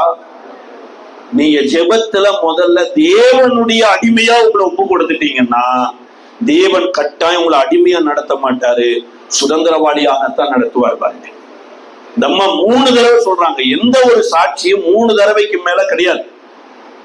ஏலம் கூட போடுவாங்க பாருங்க. எத்தனை தடவை? 1 தரம், 2 தரம், 3 தரம். 3 தரத்துக்கு மேல அது என்ன கிடையாது, யாருமே கேட்க முடியாது. முடிஞ்சு போச்சு, க்ளோஸ். அதே மாதிரி இந்த அம்மா அம்மது அடியாள் அடியாள் அப்படின்னு ஜெபம் பண்ணிட்டு, எனக்கு ஒரு ஆண் குமாரனை கொடுத்தால் அவனை என்ன பண்ணுவேன்? ஹலோ, உமக்கே கொடுப்பேங்கிறார். என்ன சொல்ல வர்றாங்க அந்த அம்மானா, ஆண்டவரே, யார் மூலமாவது எங்க சந்ததிக்கு சாபம் வந்திருக்கலாம், யார் மூலமாவது நான் அந்த ஆசீர்வாதத்துக்கு தடையாக இருந்திருக்கலாம்.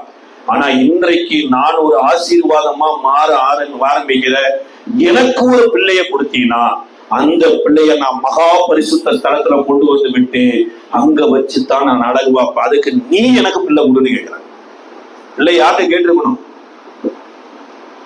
டாக்டர்கிட்ட போய் கேட்டிருக்கணும், இல்ல கட்டின கணவன்கிட்ட கேட்டிருக்கணும். பிள்ளை யார்கிட்ட கேட்கிறாங்க? இப்ப ஹலோ, கர்த்தர்கிட்ட கேட்கிறாங்க. எனக்கு ஒரு பிள்ளைய, அது உன் பிள்ளை எனக்கு கொடு, உன் பிள்ளைய நான் சுமக்கட்டும், இந்த பிள்ளைய நான் உனக்கு கொடுப்பேன்னு என்ற போது வெகு நேரம் ஜெபம் பண்ணிட்டு இருந்தாங்க.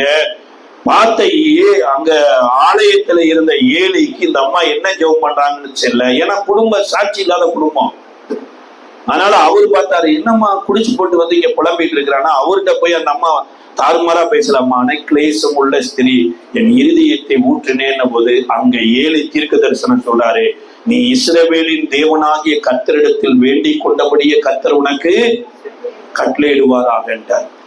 இதுக்கப்புறம் அந்த அம்மா துக்கமுகமா போகல. அதுக்கு வீட்டு வாசல் வாசி பாருங்க. போனதுக்கு அப்புறம் கர்த்தர் அன்னாளை நினைத்தருளினால் அந்த அம்மா கர்ப்பவதி ஆயிட்டாங்க, ஒரு குமாரனை பெற்றுட்டாங்க. எல்லாரையும் போல சர்ச்சுக்கு வானா அவங்க வீட்டுக்காரர் கூப்பிடுறாரு. எல்லாரையும் போலையும் நீங்க எல்லாரும் போல சர்ச்சுக்கு வருவீங்களா? ஹலோ, சில பிள்ளைங்க ஸ்கூலுக்கு போக பாருங்க, ஏதோ போது வீட்டுல ஐயோ அப்பா அந்த 2 மாசத்துக்கு படாத பாடா இருக்கும், ஏப்ரல் மேல இதை மேய்க்கவே முடியாது சார், அதனால எங்கேயாவது எதுலயோ ஒண்ணு தள்ளிடலாம் அப்படின்னு பேரண்ட்ஸ் பிள்ளைகளை நினைச்சிட்டு இருப்பாங்க. அந்த மாதிரி பிள்ளைங்க வளரக்கூடாது. அல்லேலூயா. அது மாதிரி சர்ச்சுக்கு வரணுமா, பாஸ்ட் கேட்பாரு, இல்லைன்னா ஏதோ ஆயிடக்கூடாது, அப்படியெல்லாம் வரக்கூடாது. எல்கானா கூப்பிடுறாரு, வாமா போய் நம்ம எல்லாம் பலி செலுத்தும்படி நம்ம பலி செலுத்த போலான்னா அன்னாள் சர்ச்சுக்கு வரல. ஏன்? தேவைக்காக சர்ச்சுக்கு வந்தாங்க, தேவை முடிஞ்சனே பாய் பாய்னு போயிட்டாங்க. அந்த லிஸ்ட்ல அந்த அம்மா வரல. என்னன்னா, நான் கர்த்தர் இடத்துல ஒரு பிள்ளைய கேட்டிருக்கிறேன், அந்த பிள்ளைய நல்லா பால் ஊட்டி கொழுன்னு என்ன பண்ணணும், உடவை கர்த்தருக்கு உடை கொடுக்கணும் பாரு. அல்லேலூயா. கர்த்தருக்கு கொடுக்கறது தரமானதா இருக்கணும் பாரு. ஆமென். ஆமென்வே காணோம். தரமானதுன்னா என்ன? உலகத்திலே பெஸ்டானதை கர்த்தர் கொடுக்கணும். ஏன்னா உலகத்தையே கர்த்தர் பெஸ்டா படைச்சிருக்கிறார். அதுக்குள்ள என்னைய பெஸ்டானவனா கொண்டு போகணுமா இருந்தா படிப்பு வரியாததெல்லாம் பைபிள் காலேஜ்ல சேர்த்து அதெல்லாம் சேர்க்க கூடாது. அல்லேலூயா. வேலை இருக்கலாம், கர்த்தருக்காக செலக்ட் பண்ணதுனால படிப்பு வராமல் இருக்கலாம். நல்லா படிக்கணும், நல்லா வரணும், பெஸ்டானது என் பிள்ளைய கர்த்தர். ஏன்னா கர்த்தரே சொல்றாரு, உன்னுடைய கற்ப பிறப்பின் முதல் பலன் யாருக்குரியது? கர்த்தருக்குரியது. உன் வருமானத்தின் முதல் பலன் யாருக்குரியது? ஃபர்ஸ்ட் கர்த்தருக்கு கொடு அப்படிங்கிறார். அதனால இந்த அம்மா வீட்டுல நல்லா பால் ஊட்டி வளர்த்தி கொண்டு வந்து சர்ச்சில் விட்டாச்சு. விட்டதுக்கு அப்புறம் இந்த அம்மா இடையில போய் தேடி பார்க்க மாட்டாங்க, பிள்ளை எப்படி போறான், என்ன பண்றான், எது பண்றான் எல்லாம் கிடையாது. ஏன்னா இது என் பிள்ளை கிடையாது. யாரோட பிள்ளை? கர்த்தரோட பிள்ளை. கர்த்தரிடத்துல கேட்டு கர்த்தர் கொடுத்தாரு, கர்த்தருக்காக வளர்த்தி கொண்டு போய் கர்த்தரிடத்துல விட்டுருக்கேன், கர்த்தர் பார்த்துக்குவாருன்னு சட்டம் மாத்திரம் வாங்கி கொடுத்துட்டு வந்திருக்கிறாங்க. இப்படி கர்த்தருடைய சமூகத்தில் வளர்ந்திருந்த இந்த பிள்ளைய திடீர்னு கர்த்தர் கூப்பிட ஆரம்பிச்சிட்டார். ஹலோ, கர்த்தர் உங்களை என்ன பண்றாரு? கூப்பிடுறாரு. 3வது அதிகாரத்துல வாசிங்கிற 1 சாமுவேலின் புஸ்தகம் 3ஆம் அதிகாரம் 1லிருந்து 18 வரைக்கும் தொடர்ந்து கர்த்தர் காலிங் கொடுக்கிறார். சாமுவேலே சாமுவேலேன்னு கூப்பிடுறார். சத்தம் எங்க இருந்து வருது? ஹலோ, இங்க கவனிங்க. சத்தம் எங்க இருந்து வருது? கர்த்தர் எங்க இருக்கிறாரு? மேல இருக்கிறார், நான் கீழே இருக்கிறேன். சார், இப்ப கர்த்தர் மேல இருக்கிறார், நான் கீழே இருக்கிறேன். இந்த சாமுவேலை கூப்பிடும் போது கர்த்தர் எங்க இருக்கிறாரு? ஆலயத்தில் எங்க இருக்கிறாரு? மகா பரிசுத்த ஸ்தலத்துல இருக்கிறார். இந்த நல்லா கவனிச்சு கொஞ்சம் இந்த செட்டப்பை பாருங்க. சர்ச்சினுடைய செட்டப் பாருங்க. அந்த சர்ச்சினுடைய செட்டப் பிரகாரம்னு ஒண்ணு இருக்கும், பரிசுத்த ஸ்தலம்னு ஒண்ணு இருக்கும், மகா பரிசுத்த ஸ்தலம்னு ஒண்ணு இருக்கும். இந்த பரிசுத்த ஸ்தலத்துல ஏழி படுத்திருக்கிறார். அந்த மேஜ, குத்து விளக்கு, தேவ சமூகத்து அப்பம் எல்லாம் இருக்கிற இடத்துல இங்க படுத்திருக்கிறார். இந்த சாமுவேலு இந்த லேவியர்கள் எல்லாம் வெளியே படுத்திருக்கிறாங்க. இப்ப கர்த்தர் எங்க இருந்து கூப்பிடுறாரு? மகா பரிசுத்த ஸ்தலத்துல இருந்து கூப்பிடுறாரு. இங்க இருந்து வர்ற சத்தம் இங்க படுத்திருக்கிறவருக்கு கேட்கிற நேரம் அங்க போகுது. இந்த சர்ச்சில் எல்லாரும் ஒரே மாதிரி உட்கார்ந்து இருந்தாலும் உங்கள்கிட்ட ஸ்பெசிபிக்கா பேசுற வார்த்தை உங்களுக்கு மாத்திரம் தான் வரும் பாருங்க. பாசிட்டிவ் வேணா எல்லாருக்கும் மைக்கு போட்டு பேசலாம், எல்லாரையும் பாசிட்டிவ் இன்னைக்கு சத்தியத்துல நிறுத்துறேன்னு நினைக்கலாம். 12 வருட பெரும்பாடு உள்ள திரள் கூட்டத்தின் நடுவுல தான் இருந்தாங்க. ஆனா அந்த பெண்ணுக்கு சுகம் கொடுக்கணுங்கிற தேவ திட்டம் அங்க மாத்திரம் தான் நிறைவேறிச்சு. இந்த கூட்டத்துல கர்த்தர் உங்களை நேரடியா சந்திக்கணும்னா எல்லாரும் இடத்துலயும் பேசுற மாதிரி பேசுறான்னு நினைக்காதீங்க. கேரக்டர் ஸ்பெசிபிக்கா உங்களோட மாத்திரம் பேசுறாருன்னா ஏதோ சம்திங் ஹேப்பன் உங்க லைஃப்ல கர்த்தர் செய்ய போறாருன்னு அர்த்தம். ஆமென். இப்ப இங்க இருந்து பேசுற சத்தம் நேர இங்க கேட்காம அங்க போகுது. அங்க இருக்கிறவன் நேரா இப்ப யார பார்த்து பழகிட்டான்? ஏலிய பார்த்து பழகிட்டான். ஏலிதான் கூப்பிடுறாருன்னு ஏறிட்ட ஓடி வர்றான். ஏறிட்ட வந்த நீங்க கூப்பிட்டீங்களா?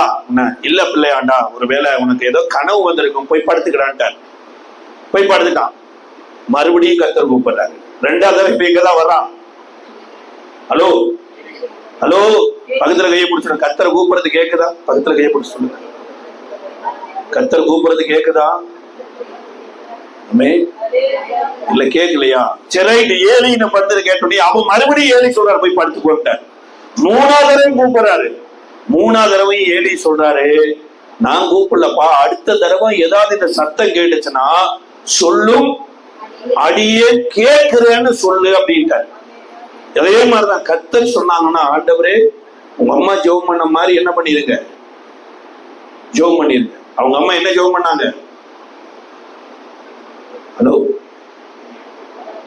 அதான் படிச்சீங்களேங்க. இந்த சாமுவேல்ங்கிறவனுடைய அவங்க அம்மா என்ன ஜெபம் பண்ணாங்க? முத அடியாளின் முத அடியாளின் முத அடியாளின். ஏலி என்ன கத்து கொடுக்கிறார்? சொல்லும் அடியே. இன்னைக்கு நான் ஆண்டவன் இல்ல, நீதான் ஆண்டவன், நான் அடிமை. நீ என்ன சொல்றியோ அதை செய்யறதுக்கு நான் அவைலபிளா இருக்கிறேன்னு நீ கேளு, காரியம் மாறுதலாம் முடிஞ்சு. நீ 4வது தடவை கர்த்தர் கூப்பிடும் போது இப்ப சாமுவேல் சொல்றாரு, சொல்லும் அடியே கேட்கிறேன்னு கர்த்தர் கூப்பிட்டார். எங்க கூப்பிட்டாரு? லிசன், நல்லா கவனிங்க. எங்க கூப்பிட்டாரு இப்ப கர்த்தரு? மகா பரிசுத்த ஸ்தலத்துக்குள்ள கூப்பிட்டாரு. இந்த பையன் மகா பரிசுத்த ஸ்தலத்துக்குள்ள உள்ள போயிட்டான். சார், இது ஒரு சாதாரணமான விஷயம் அல்ல. மகா பரிசுத்த ஸ்தலத்துக்குள்ள போகணுமா இருந்தா அவன் ஆரோனுடைய பிள்ளையா இருக்கணும், அவனுக்காக ஆட்டுக்குட்டியின் ரத்தம் சிந்தப்பட்டு இருக்கணும், தேவன் சொன்ன நியாய பிரமாணத்தினுடைய சடங்காச்சாரம் அத்தனையும் இவனுக்கு இருந்தா தான், ஒருவேளை இவன் தப்பு பண்ணியிருந்தா கூட இவனுடைய பாவத்தை நிமித்தம் உள்ள போய் செத்து போயிடுவான். ஆனா இவன் உள்ள போறவனுக்கு ஆட்டுக்குட்டி ரத்தம் சிந்தப்படல, இவன் ஆரோனுடைய போல வஸ்திரத்தை உடுத்தல, தலைப்பாக இல்லை, எதுவுமே இல்லைங்க. கர்த்தர் கூப்பிட்டாருனே உள்ள போயிட்டான். ஹலோ, உள்ள போயிட்டு அவரை இன்னும் பேசிட்டு இருக்காங்க. சாகலைங்க அவன். யோசிச்சு பாருங்க, எந்த இடத்துல போய் நிக்கிறான். அவங்க அம்மா நினைச்சதாவது உள்ள ஒரு இடம் லேவியனுக்கு கிடைக்கிற ஊழியம் கிடைக்கணும்னு அவங்க அம்மா ஜெபம் பண்ணா, இங்க இயேசுனுடைய ஊழியத்துக்குள்ள அவன் போயிட்டான் பாருங்க. உள்ள போய் பேசி முடிச்சு உள்ளேயே தூங்கிட்டான். சாம்பேல என்ன பண்ணிட்டான்? உள்ளேயே தூங்கிட்டான். காலையில அதிகாலையில 7 எந்திரிச்சுட்டு நைட்ல ஒருத்தர் தொந்தரவு பண்ணிட்டு இருந்தான். எங்கடான தேடுனா ஆளையே காணா. கடைசியா கதவு திறக்க போடும்போது தம்பி எங்க இருந்து வர்றாரு? மகா பரிசுத்த ஸ்தலத்துக்குள்ள இருந்து வர்றாரு. அப்பதான் ஏலி கேட்கிறாரு, கர்த்தர் உன் கூட என்ன பேசினாரு சொல்லு. சொன்ன ஒண்ணும் மறைக்காம எல்லாவற்றையும் சொல்லு, இல்லைன்னா தண்டனை உன் மேல வரும்னா எல்லாவற்றையும் மறைக்காமல் வெளிப்படுத்தினான். அம்மா அல்லேலூயா. இவன் சாகாம வெளியே வந்தான் இல்லையா? எப்படி வந்தான்? கூப்பிட்டது யாரு? நீங்களா போனீங்கன்னா ஆபத்து. கர்த்தரா கூப்பிட்டாருன்னா அக்கினியின் நடுவுலையும் கர்த்தர் உங்களை நடத்தும். பெரிய மரணம் தான் கடைசி வெப்பனை. அந்த மரணத்தையும் டேக் ஓவர் பண்ணிடுவார் அவர். அல்லேலூயா.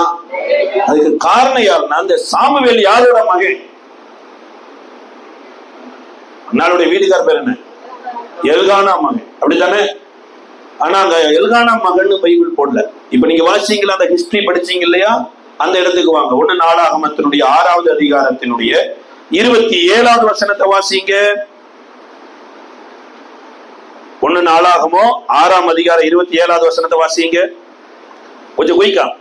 இவன் குமாரன் எலியா, இவன் குமாரன் எரோகாம், இவன் குமாரன் எல்கானா. எல்கானாவுடைய அப்பா பேர் என்ன? ஏரோகாம். ஏரோகாமுடைய மகன் பேர் என்ன? எல்கானா.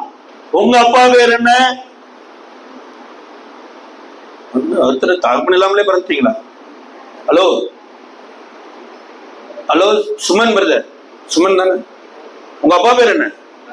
ராஜு. ராஜுவோட பையன் யாரு? சுமன். இனி அந்த கேட்டகரியிலே இருங்க. எங்க அப்பா பேர் ராஜு, ராஜுவோட மகன் சுமன். எங்க அப்பா பேரு சுப்பிரமணி, சுப்பிரமணி மகன் ஜெயபால். ஜெயபாலோட அப்பா பேர் என்ன? சுப்பிரமணி. இதே இன்சிலே ஓடிட்டு இருங்க.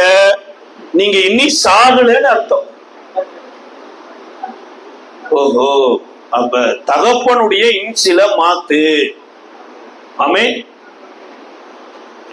வாசம். எரோகாமுடைய மகன் பேர் யாரு? எல்கானா. எல்கானாவுடைய அப்பா பேர் யாரு? எரோகாம். கீழே வாசிங்க 28வது வசனத்துல. சாமுவேலோட அப்பா எங்க? ஹலோ, அப்பா பேரை எழுதித்தானே பிள்ளை பேரை எழுதிருக்காரு.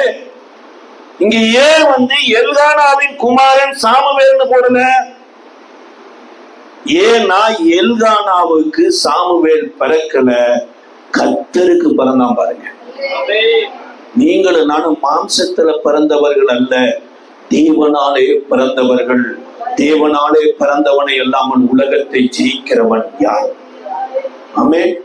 நீ மறுபடி பிறந்தான் தேவனுடைய ராஜ்யத்தை காண்ப. நீ மறுபடி பிறக்கலைன்னா தேவனுடைய ராஜ்யத்தை காண மாட்ட. இன்றைக்கு உங்க இன்சில மாத்துங்க. நான் இயேசுவின் பிள்ளை, பயமே இல்லை. அல்லேலூயா. இயேசுவின் பிள்ளைகள் நாங்கள், எப்போதும் மகிழ்ந்திருப்போம். இயேசுவின் பிள்ளைகளே, கொஞ்ச நேரம் சிரியுங்களே. எதை குறித்தோ கலங்காமல் எப்போதும் சோதரிப்போம். எதை குறித்தோம் கலங்காமல் எப்போதும் சோதரிப்போம். நாம் எப்போதும் சோதரிப்போம்.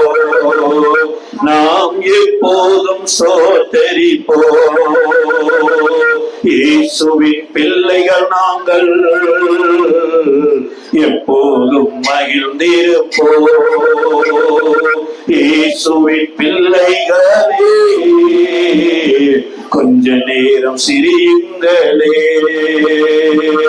லாலா லலா லாலா லலா லலா லலா லலா லலா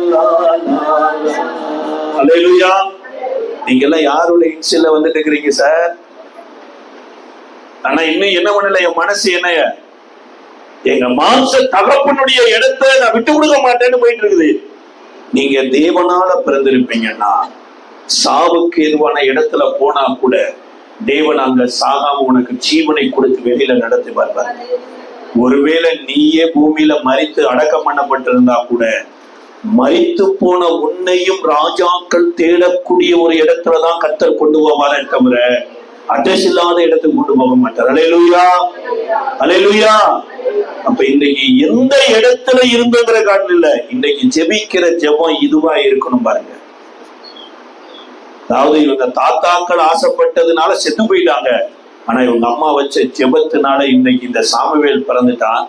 இந்த சாமுவேல் இடத்துல மன கஷ்டத்தை கர்த்தர் சொல்றார். புரியுதா உங்களுக்கு? நீங்களும் நானும் மனபாரத்தை தான் கொண்டு போய் என்ன பண்ணுவோம், வருத்தப்பட்டு பார சுமக்கிற எல்லோரும் என்னிடத்துல பாரத்தை வைங்கிறத நம்ம கேட்டுட்டு இருக்கிறோம். பேதுரு கூட ஒண்ணு சொல்றாரு, அவர் உங்களை விசாரிக்கிறவரானபடியினால் உங்கள் கவலைகள் எல்லாம் அவர் மேல வைத்து விடுங்கள் தான் நம்ம கேட்கிறோம். ஆனா கடவுளே கவலையை கொண்டு வந்து யார்கிட்ட கொடுக்குறாரு? இந்த தேவனால பிறந்த சாமுவேல் சொல்றார். வாசிங்க அந்த வசனத்தை வாசி நம்ம ஜெபிக்கலாம். 15வது அதிகாரம் 1 சாமுவேல் 10-11 வசனத்தை வாசிக்கலாம். 1 சாமுவேல் 15வது அதிகாரத்தினுடைய 10-11 வசனத்தை வாசிங்க. சாமுவேலுக்கு உண்டாகி அவர் சொன்னது, நான் சவுலை ராஜாவாக்கினது ஹலோ யார் யார்கிட்ட சொல்றான் சார்? இப்ப ஒண்ணும் இல்ல, பாஸ்டருக்கு மனசு கஷ்டமாயிடுச்சுன்னு வச்சுங்க. எந்த பாஸ்டருக்கு? இந்த பாஸ்டருக்கோ இந்த பாஸ்டருக்கோ யார்கிட்ட ஷேர் பண்ணுவாரு? யார்கிட்ட ஷேர் பண்ணுவாரு? தான் குடும்பத்தில் தான் ஷேர் பண்ணுவாரு. அது விசேஷமா தான் பிள்ளைகிட்ட ரொம்ப முடியலப்பா அப்படின்னா அவனை கூட்டு வச்சு, தம்பி ரொம்ப கஷ்டமா இருக்கு, ஏன்னா எனக்கு பிறந்த பிள்ளை என் கஷ்டத்தை புரிஞ்சு எனக்கு உதவி செய்வான். உங்களுக்கு கர்த்தருடைய கஷ்டம் தெரியுதா?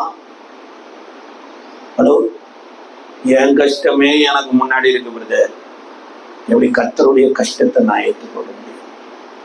கர்த்தருடைய நுகத்தை கொஞ்சமாவது சுமக்கணுங்கிற ஒரு ஏக்கம் இருக்குதா சார்? இயேசு உயிர் தெழுந்தாருங்கிறது சத்திய சார், ஆனா இயேசுவோடு கூட நானும் உயிர் தெழுந்தேன், இதுதான் இன்றைய சத்தியம். இயேசு திரளான ஜனங்களை பார்த்து மனது முருகனாரு, அழுதாரு. எருசலேம் பட்டணத்தை பார்த்து அழுதாரு. இன்றைக்கு எதுக்காக நீங்களும் நானும் அழுகிறோம்? அழிந்து போகிற ஆத்துமாக்களுக்காக நம்ம மன பாரப்படலைன்னா, வழி மாறி போகிறவர்களுக்காக நம்ம பாரப்படலைன்னா, நம்ம இருதயத்துல கர்த்தர் அந்த பாரத்தை கொடுக்கலைன்னா, இன்னும் பிள்ளையா இருந்தாலும் தூர இடத்துலதான் இருக்கிறோமே தவிர அப்பாவுடைய இருதயத்துக்கு ஏற்ற இடத்துல வரலன்னு தான் அர்த்தம்.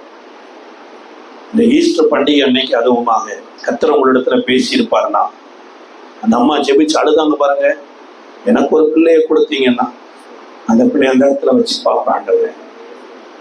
அந்த அம்மா வடித்த கண்ணீர் என்ன தெரியுங்களா?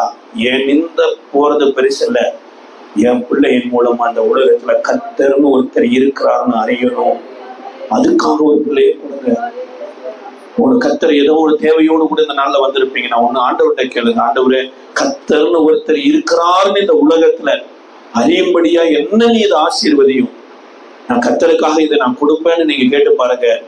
இந்த சாமுவேலை கர்த்தர் இந்த ராஜாக்களுடைய ஊழியத்தை ஆரம்பிக்கிறாரு, நியாயாதிபதிகளின் ஊழியத்தை முடிக்கிறாரு. 5 விதமான ஊழியத்தையும் இந்த சாமுவேல் செஞ்சாராம். அவர் தீர்க்கதரிசியா இருந்திருக்கிறாரு, நியாயாதிபதியா இருந்திருக்கிறாரு, ராஜாவா இருந்திருக்கிறாரு, ஆசாரியனா பலி செலுத்தி இருக்கிறாரு, ஜனங்களுக்கு உபதேசிக்கவும் செய்திருக்கிறார். ஒரு அம்மா வடிச்ச கண்ணீர் எந்த இடத்துல, எங்க யாரோ ஒருத்தர் அவங்க குடும்பத்துக்கு சாபத்தை சம்பாதிச்சுட்டு போனாங்க, ஆனா இஸ்ரவேலின் தேவனாகிய கர்த்தரிடத்துல அந்த அம்மா பண்ணின விண்ணப்பம் சாவுக்கு ஏதுவான அத்தனையும் அழிச்சு ஜீவனுக்குரியதை உயிர்ப்பிச்சிருச்சு. ஆமே. இந்த காலை வேளையில இந்த ஈஸ்டர் பண்டிகை அதுவுமாக உங்க மேல யாரு உங்க தண்டனையை கொண்டு இருக்கலாம், இந்த சபையில கர்த்தர் உங்களை வாழ வைக்க போகிறார். எப்படி வாழ வைக்க போறாருன்னா, சரித்திரத்துக்கே உங்க பிள்ளைகள் பாடம் எடுக்கிற அளவுக்கு வாழ வைப்பார். நீங்க உங்க இருதயத்துல எடுக்கிற டிசிஷன் தான் முக்கியம். நான் எனக்காக கேட்கல, யாருக்காக கேட்கிறேன்? ஹலோ, யாருக்காக கேட்கிறேன்? எனக்கு ஒரு நல்ல வீடு வேணும்னு நான் யாருக்காக கேட்கிறேன்? என் ஆண்டவரை ஆராதிப்பதற்கு, என் ஆண்டவரோடு கூட என் சபையாரோடு இணைந்து அந்த தெருவில் இருக்கிற மக்கள் எல்லாம் கர்த்தரை அறிவதற்கு எனக்கு ஒரு வீடு வேணும்னு கர்த்தருக்காக கேட்டீங்கன்னா, உங்களை தாட்டி கர்த்தருக்கு ஒப்பு கொடுத்தீங்கன்னா கர்த்தர் கட்டாயம் கொடுப்பார். கர்த்தர் கொடுத்ததுல கர்த்தர் அவர் நாமத்தை மகிமைப்படுத்த உங்களை ஆசீர்வதிப்பார். அல்லேலூயா. இயேசு உயிர் தெழுந்ததுனாலதாங்க இந்த ஆசீர்வாதம் உங்களுக்கு எனக்கு வந்தது. அந்த அம்மா வடிச்ச கண்ணீர்னாலதான் அந்த பிள்ளைக்கு அப்பேற்பட்ட ஒரு ஆசீர்வாதம் வந்தது. இன்றைக்கு காலை வேளையில உண்மையாலுமே ஆண்டவர் உங்களோட பேசியிருப்பாருன்னா, அந்த ஆசீர்வாதமான ஏதேன் தோட்டத்துல படைக்கப்பட்ட மனுஷன் அந்த சாத்தானுடைய வஞ்சகத்துல விழுந்ததுனால தோட்டத்தை விட்டு வெளியில துரத்தப்பட்டுட்டான். ஒரு நல்ல ஆசாரிப்பு கூடாரத்துக்குள்ள பனிமுட்டுகளை சுமந்து கொண்டிருந்த லேவி கோத்திரத்தை சேர்ந்த இந்த சந்ததி அந்த கோராகு போராடினது நிமித்தமாக இவர்கள் ரிஜெக்ட் பண்ணப்பட்டு இன்றைக்கு அன்றாட பிழைப்புக்கே அதோ விதியில் இருந்தவங்களை பிள்ளைய உள்ள கொண்டு வச்சு பிள்ளைய ராஜாவோட பெரிய ஆளா மாத்தி உலகத்துல அழகுபடுத்தின கர்த்தர் இன்றைக்கு உயிரோடு இருக்கிறார். அவர் உங்களையும் அழகுபடுத்துவார். அவரிடத்துல கேளுங்க. இஸ்ரவேலின் தேவன் என்பது அவருடைய நாமம். இந்த வேலையில எல்லாம் நம்ம ஜெபிக்க போகிறோம். நான் தேவனால பிறந்துட்டோம். எனக்கு மேல எங்க அப்பாவோட இன்சியல் அல்ல, அது மாம்சத்துக்குரியது. இயேசு கூட ஒரு இடத்துல சொல்றார். ஒரே ஒரு வசனத்தை வாசிக்கலாமே. யோவான் எழுதின சுவிசேஷ புஸ்தகத்தினுடைய 6ஆம் அதிகாரம் 63வது வசனத்தை வாசிங்க. 6ஆம் அதிகாரம் 63வது வசனம். யோவான் எழுதின சுவிசேஷ புஸ்தகம் 6ஆம் அதிகாரம் 63வது வசனம். ஆவியோ உயிர்ப்பிக்கிறது, மாம்சமானது ஒண்ணுக்கும் உதவாது. வேஸ்ட்.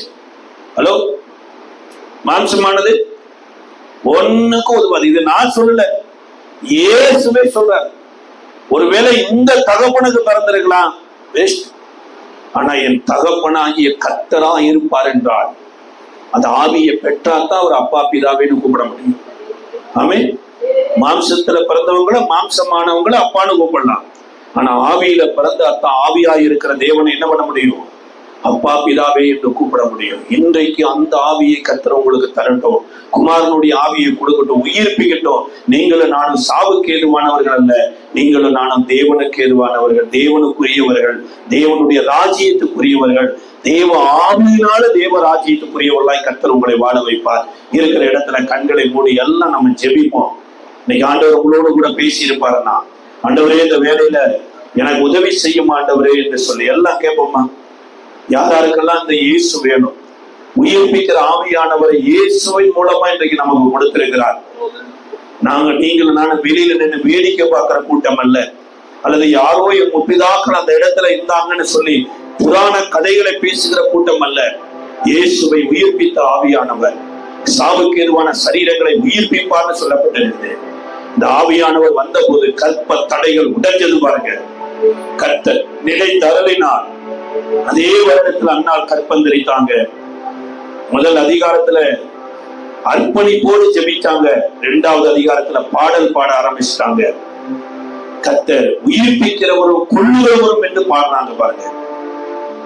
நீ உண்மையா ஆண்டவருக்கு உங்க இருதயத்தை திறந்து என் இன்சில மாத்திர ஆண்டவரே, வானத்தையும் பூமியை உண்டாக்கிய கர்த்தர் தான் என்னுடைய தகப்பன்.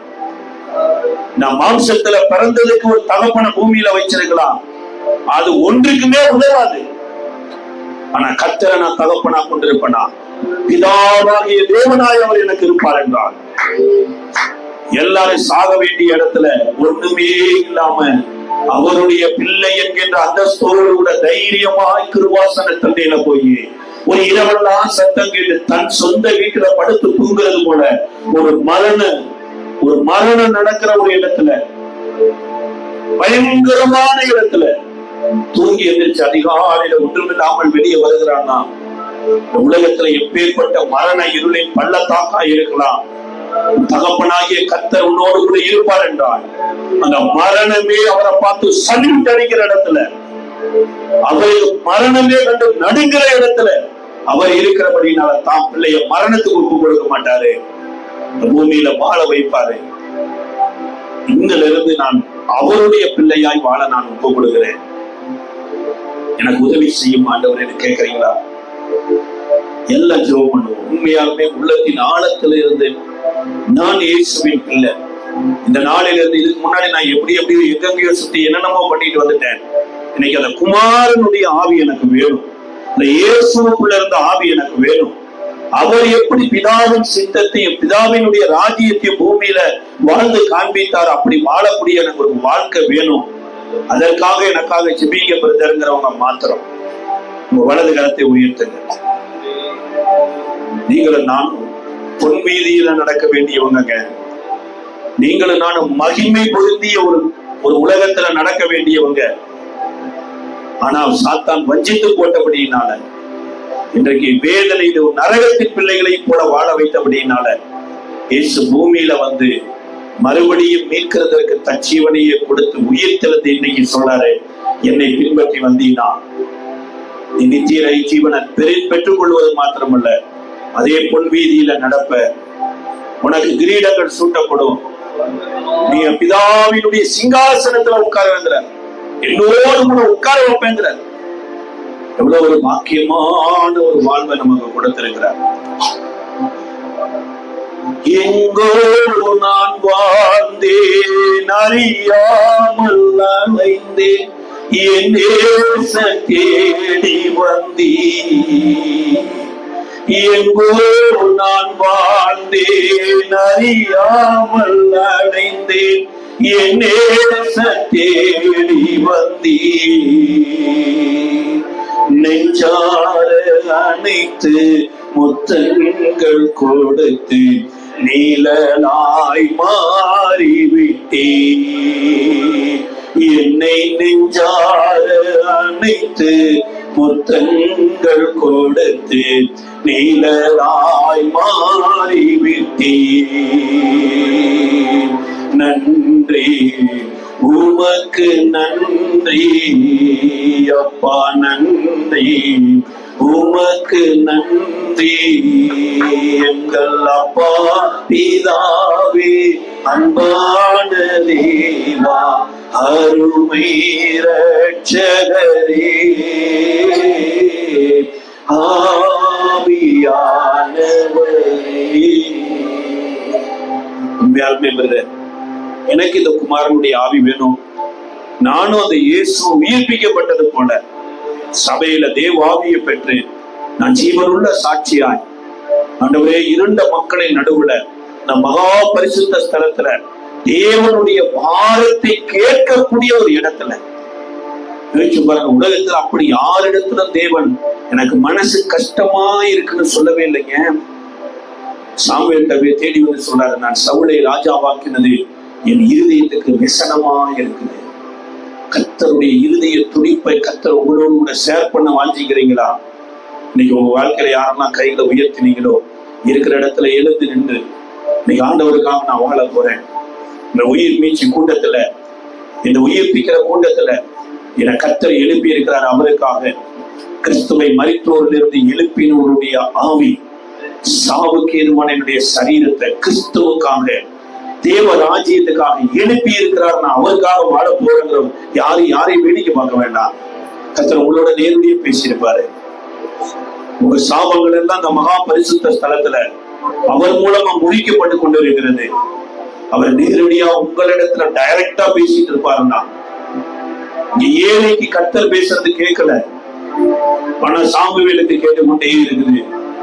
இந்த உலகத்துல பெரிய பெரிய தலைவர்களுக்கு கேட்காத தெய்வ சத்தம் இன்னைக்கு பரலோகத்தின் தேவனால பெத்தேல் சபையில கர்த்தர் உங்களோடு பேசிக் கொண்டிருக்கிறாரு.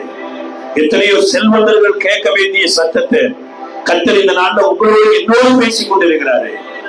இந்த சத்தத்துக்கு இன்னைக்கு நீங்க கீழ்ப்படிந்து ஆண்டவரே அடியே இருக்கிறேன்னு நீங்க சொல்லுவீங்கன்னா கர்த்தர் மகா பரிசுத்த ஸ்தலத்துக்குள்ள அழைத்து கொண்டு வந்து தேசத்துல நடக்க போறது மாத்திரமல்ல, நான் எதற்காக இந்த வயிற்றுல வைத்து பறக்க வைத்தேனோ, எதற்காக உங்க அம்மா கதறி அழுது இந்த கற்பத்தை பெற்றெடுத்தாங்களோ, எதற்காக கண்மாரி சிலுவையில அந்த கோலம் அடைந்து உன்னை என்னைய தேவனுடைய பிள்ளையாய் மாறுவதற்கு கண்மலையாக கிறிஸ்து ஜனிப்பித்தாரோ அந்த பர்பஸ் நிறைவேறும்.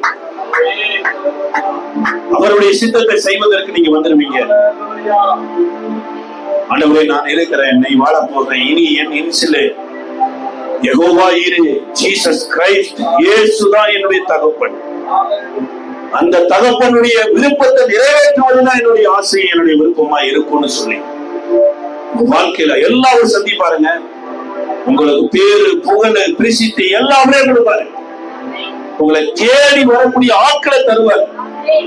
நீங்க செய்ய வேண்டிய ஒவ்வொரு வேலையும் முன்னமே கர்த்தர் உங்களுக்கு சொல்லி கொடுப்பார். அப்பாவுக்கு பிள்ளை எப்படி சொல்லி கொடுக்காம போயிடும், அல்லது பிள்ளைக்கு அப்பா எப்படி சொல்லி கொடுக்காம போயிடும். அதே மாதிரிதான் இந்த நாட்கள தேவன் தம்மை வெளிப்படுத்துறது மாத்திரமல்ல, அவரை நீங்க வெளிப்படுத்தபடி அவங்களை ஆசீர்வதிப்பார். உளையான சேற்றில் வாழ்ந்த என்னை தூக்கி எடுத்தீரே,